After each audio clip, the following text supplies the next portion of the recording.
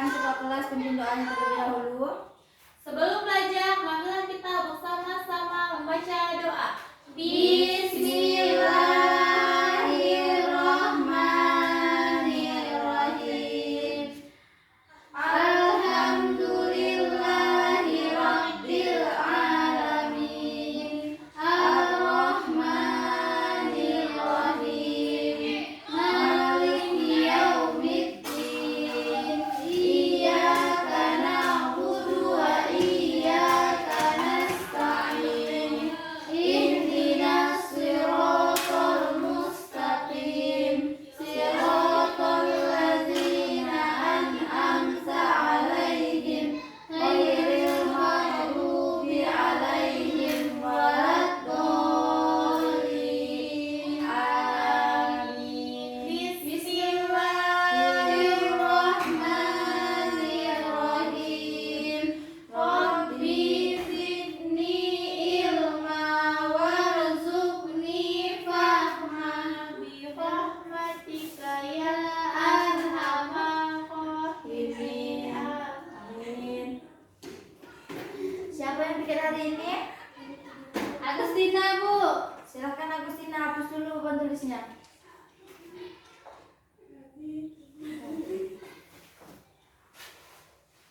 Hapus Agustina, hapus beban tulisnya dulu.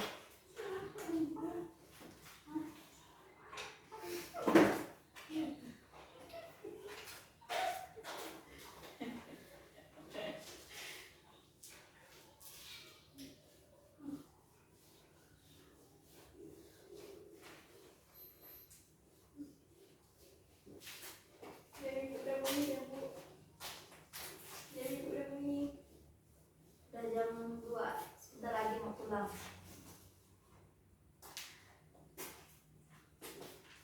Sudah Agustina? Sudah Ibu. Baiklah, Ibu absen dulu. Ya, Bu. Indah Permatasari. Hadir, Bu. Agustina. Hadir, Yuni Alpasari. Hadir, Bu. Baiklah, hari ini masuk semua ya. Ya, Bu. Ya, Bu. Silakan barang-barang yang tidak menyangkut pembelajaran kita simpan dulu di dalam lacinya. Sudah, Bu. Langsung saja, hari ini kita akan membahas materi yaitu tentang hukum qadzaf. Ada yang sudah pernah dengar apa itu hukum qadzaf? Sudah, Bu. Apa itu Agustina? Hukum qadzaf. Itu fitnah, Bu. Fitnah, Bu. Ya, benar. Tapi sebelum memulai materi ini, Ibu ingin sedikit mengulang materi kita minggu lalu. Ada yang masih ingat minggu lalu kita membahas materi apa? Zina, Bu. Zina, Bu. Ya, coba salah satu orang jelaskan sedikit tentang materi kemarin yang sudah Ibu sampaikan. Saya, Bu. Nah, coba Yuni Alpasari silakan. Zina adalah perbuatan yang dilakukan perbuatan persetubuhan dilakukan antara laki-laki dan perempuan yang belum menikah, Bu. Ya, benar sekali. Zina merupakan suatu perbuatan yang dilakukan oleh laki-laki dan perempuan yang belum menikah, dan itu dilarang oleh Islam. Ya, Bu. Kita lanjut ke hukum qadzaf. Qadzaf ini berasal dari bahasa Arab.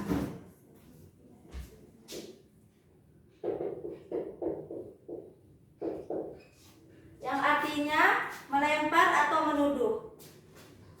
Sedangkan menurut istilah, qadzaf adalah menuduh orang yang baik-baik melakukan zina. Jadi antara materi kemarin dan hari ini itu memiliki kesinambungan, memiliki hubungan. Yang mana qadzaf ini merupakan menuduh orang lain melakukan zina tanpa dasar yang kuat, yaitu hukumnya adalah haram. Sebagaimana dalam Al-Quran surah An-Nur ayat 23 disebutkan, Innalazina yarmuna muhsanatil khafilatin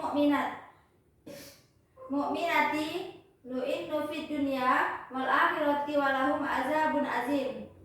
Yang artinya, sesungguhnya orang-orang yang menuduh orang lain berbuat zina, yaitu menuduh wanita yang baik-baik yang lengah lagi beriman, mereka kena laknat di dunia dan akhirat, dan bagi mereka azab yang besar. Quran Surah An-Nur ayat 23.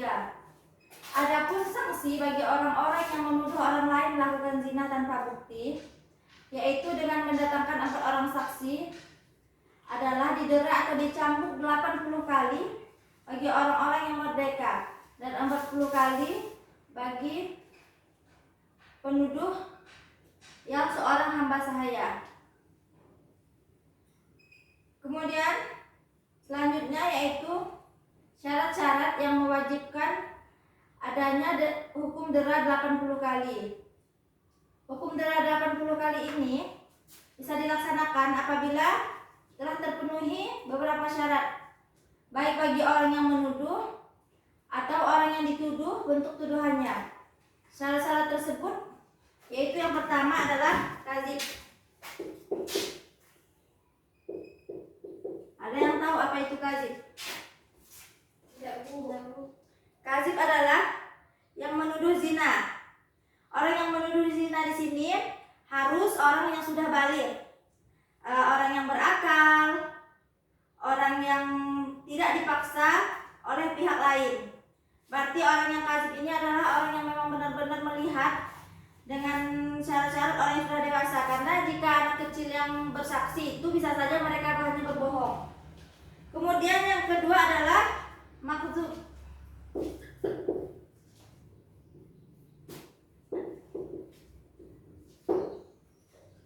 Makdzub di sini adalah yang dituduh berzina. Syaratnya baligh, berakal, beragama Islam, merdeka, dan terjaga harga dirinya. Karena ketika yang dituduh berzina ini dia memiliki akal yang kurang, itu bisa saja bukan karena hawa nafsu dia, bisa saja dia mungkin hanya mereka ingin mengeluarkan hak nafsunya saja. Kemudian selanjutnya yaitu makdzub bihi.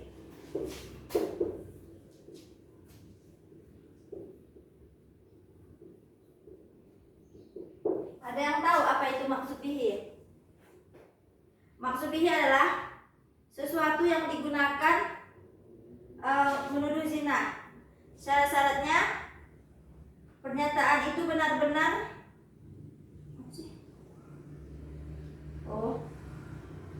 syaratnya pernyataan itu benar-benar menuduh zina, baik digunakan dengan bentuk perkataan ataupun tulisan. Misalnya, kan ada orang yang berzina kan? Kita ingin memberitahu orang lain bahwa orang itu berzina. Mungkin kita takut berbicara. Kita bisa mungkin lewat pesan menyampaikannya seperti itu. Sejauh yang Ibu sampaikan ini apakah ada yang ingin ditanyakan? Ibu, Ya, silakan ini Alfasari. kalau misalkan kita kan takut menyampaikan kalau ada orang yang berbuat zina, Bu, tapi boleh tak Bu kita menyampaikan kalau ada orang yang berbuat zina itu melalui orang? Oh, baiklah. Kalau menurut Ibu itu sebaiknya kalau kita ingin mengatakan ke orang lain ada orang yang berbuat zina, lebih baik kita saja sendiri yang menyampaikannya.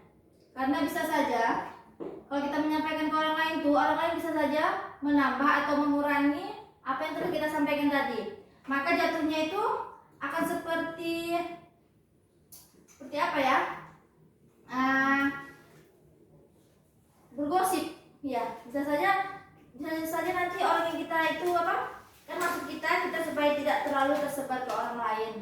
Jadi kalau kita sampaikan kalau kita melalui perantara, takutnya nanti malah dia itu membicarakan ke orang lain, maka jatuhnya itu akan seperti gosip jadinya. Baik, iya. Kita juga nanti akan bersalah. Bagaimana ini apa Sari? Kemudian selanjutnya materinya yang akan disampaikan adalah gugurnya hukum dera menuduh. Di sini hukum dera itu bisa gugur bagi penuduh dengan 4 cara, yaitu yang pertama penuduh itu dapat menghadirkan 4 orang saksi yang menerangkan bahwa tertuduh itu benar-benar berzina. Misalnya, kamu menuduh Agustina berzina. Kalau hanya kamu yang bersaksi, maka tidak akan dianggap benar persaksian kamu. Tapi jika kamu bisa menghadirkan 4 orang saksi juga, maka Agustina bisa dinyatakan benar-benar melakukan zina. Kemudian yang kedua itu dimaafkan oleh pihak tertuduh. Nah, misalnya jika kamu menuduh Agustina, kan kalau menuduh kan itu tidak boleh kan, berdosa kan. Maka hukum kamu menuduh itu bisa gugur apabila Agustina itu sudah memaafkan kamu. Jadi maka masalah itu tidak akan diperpanjang. Seperti kalau kita ada masalah, jika orang tersebut sudah memaafkan kita, maka masalah itu akan kita selesaikan secara kekeluargaan. Kemudian yang ketiga yaitu pihak tertuduh mengakui apa yang dituduhkan oleh pihak penuduh. Ya, maksudnya jika seseorang menuduh, kan yang dituduh itu mengakui bahwa itu memang benar dia melakukannya. Berarti kamu tidak akan mendapatkan hukuman karena kamu telah menuduh orang lain. Karena apa yang kamu tuduh itu benar dia melakukannya. Kemudian yang keempat yaitu melakukan sumpah li'an, yaitu sumpah suami yang menuduh istrinya berzina dengan berani sumpah li'an. Terlepaslah penuduh dari had kadzab. Jika penuduh itu tidak dapat mendatangkan 4 orang saksi, dia harus bersumpah. Sumpah itu diucapkan 4 kali dengan ucapannya. Misalnya, demi Allah, istri saya telah berzina. Lalu pada ucapan sumpah yang kelimanya ditambahlah dengan kalimat, saya bersedia dilaknat oleh Allah apabila saya berdusta. Berarti ketika misal seorang suami menuduh istrinya berzina, dia harus bisa mendapatkan 4 orang saksi terlebih dahulu. Tapi jika dia tidak bisa mendapatkan 4 orang saksi, maka dia harus bersumpah. Tetapi jika dia hanya menuduh istrinya tetapi istrinya tidak melakukan perzinahan itu, maka dia yang akan dilaknat oleh Allah. Sejauh ini ada yang ingin ditanyakan lagi? Saya ingin bertanya, Ibu, apakah ada hukuman untuk orang yang mengkozab atau dekal gitu, Bu? Oh iya, baik Agustina. Jadi pertanyaannya, apakah ada hukum bagi orang yang menuduh orang melakukan zina seperti itu ya? Ya, mantap. Menuduh orang tanpa bukti. Ya. Di sini ada sanksi bagi orang yang menuduh zina tanpa bukti yang kuat, yaitu dengan mendatangkan 4 orang saksi adalah dengan didera atau dicambuk 80 kali bagi orang yang merdeka. Jika seorang itu sudah merdeka, maka dia akan dicambuk 80 kali. Tetapi jika dia seorang hamba sahaya, dia hanya dicambuk 40 kali. Kenapa seperti itu? Karena orang merdeka itu biasanya memiliki kebebasan untuk berpendapat dan juga dia tidak terikat oleh orang lain. Sedangkan hamba sahaya itu biasanya itu kan seperti budak orang lainnya. Maka dia itu sudah terbiasa disiksa oleh majikannya lah, misalnya seperti itu. Maka dia hanya dihukum 40 kali. Mungkin itu dikarenakan untuk meringankan dia juga. Seperti itu. Ada lagi yang ingin ditanyakan? Kemudian materi yang terakhir yaitu adalah hikmah dibalik had kadzab, yang mana hikmah disyariatkannya had kadzab ini ada 4. Yang pertama itu mengajak orang lain agar lebih berhati-hati dalam berbicara, apalagi menuduh tanpa bukti. Jadi ketika kita berbicara, kita tuh harus berhati-hati menjaga ucapan kita. Jangan sampai orang lain itu sakit hati. Dan juga kita jangan suka menuduh orang lain. Kalau menuduh, hendaklah disertakan dengan bukti supaya tidak menjadi fitnah. Kemudian yang kedua yaitu mendorong terciptanya kehidupan yang harmonis baik di kalangan keluarga dan masyarakat. Karena biasanya di masyarakat itu kan sering terjadi gosip, ya kan? Apalagi ibu-ibu. Jadi kalau kita tuh bisa menjaga lisan, maka kehidupan di kalangan keluarga dan masyarakat itu akan tentram. Selanjutnya yaitu memunculkan rasa jera bagi pembohong, sehingga tidak akan mengulangi perbuatannya lagi. Nah, tadi kan misalnya orang yang menuduh kan, bisa saja orang yang menuduh itu berbohong.